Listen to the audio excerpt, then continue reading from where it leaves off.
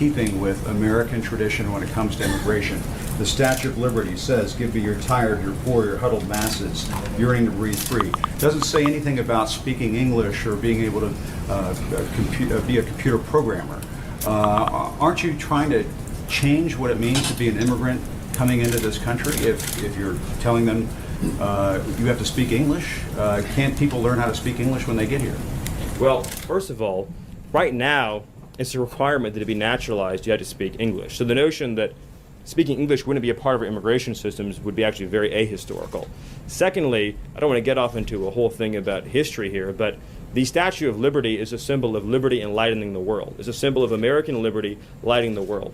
The poem that you're referring to that was added later is not actually part of the original Statue of Liberty, but more fundamentally, the history, but more fundamentally, you're saying the that history, that does not represent I'm saying that what I'm the saying that country the has always notion thought of I'm as saying the notion immigration that the coming into this I'm saying country? the notion I'm sorry. No, that sounds like Jim, let me ask you a question. That sounds like some national park revisionism. No, the what I'm asking you is Statue of Liberty Jim, has always Jim, been let me a ask you a beacon of question. hope to the world Jim, for people to send Jim, do you their believe people to this country, Jim, and they're not always going to speak Jim, English, Stephen. Jim, they're not do you always believe going to be highly skilled. They're not always going to be somebody Jim, I appreciate your speech. Jim, I appreciate your speech. So let's talk about this. It was a modest Jim, let's talk about this.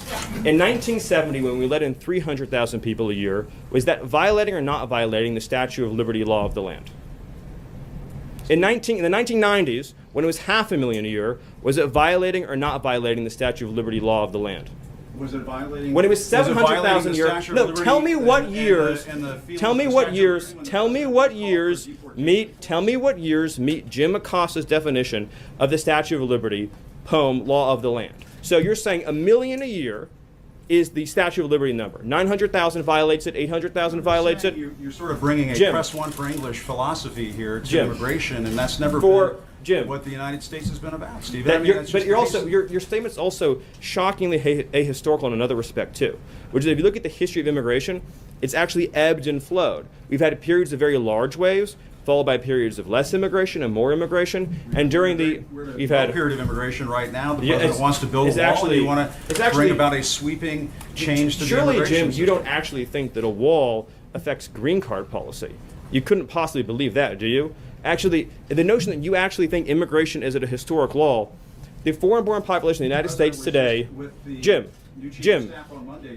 talking about how border crossings. Do you really? I want to be serious, Jim. Do you really at CNN not know the difference between green card policy and illegal immigration? Sir, Are you really don't know that? Cuban immigrant. He came to this country in 1962, right before the Cuban Missile Crisis, and obtained a green card. Yes, people who immigrate to this country can eventually. People who immigrate to this country not through Ellis Island, as a factual question, but in other ways, do obtain a green card at some point. They do it through a lot of hard work, and yes, they may learn English as a second language later on in life. But this whole notion of, well, they could learn, they have to learn English before they get to the United States. Are we just going to bring in people from Great Britain and Australia?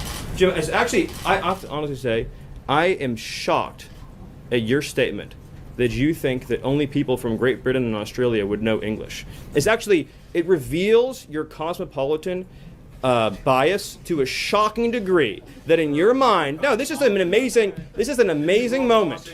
This is an amazing moment that you think only people from Great Britain or Australia would speak English is so insulting to millions of hardworking immigrants who do speak English from all over the world.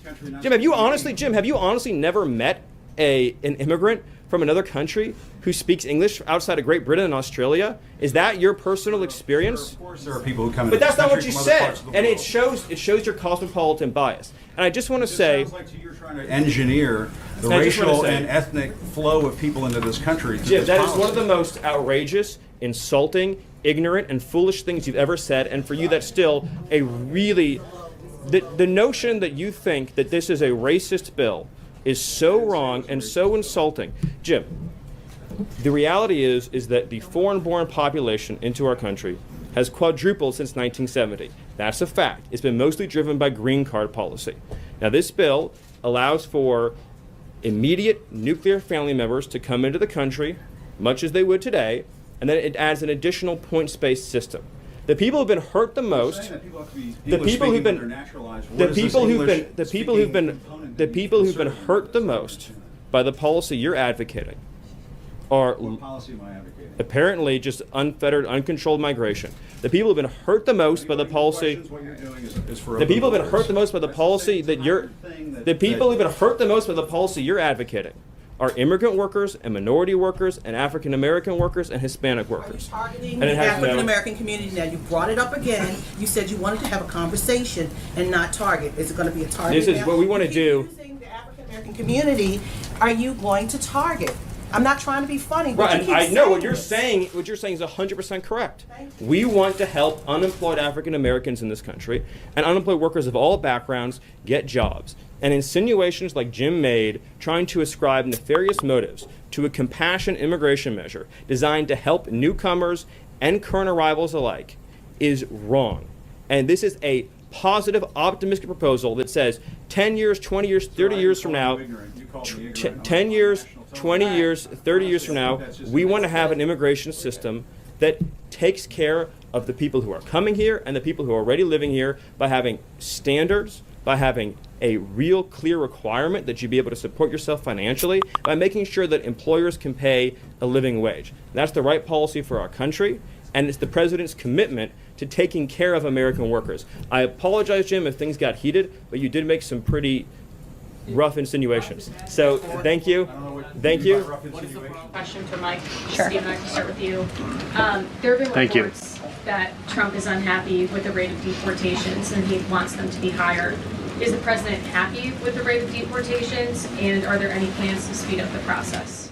Well, first of all, we all appreciate the encouragement from the media to deport as many illegal aliens as humanly possible. So thank you, and I will promise you that the full might of the Department of Homeland Security, the Department of Justice, the Department of Defense, and every element and instrument of national power will be used to remove, with speed, all criminal illegals from the soil of the United States of America, to enforce final removal orders, and to ensure that this country is for American citizens and those who legally belong in this country.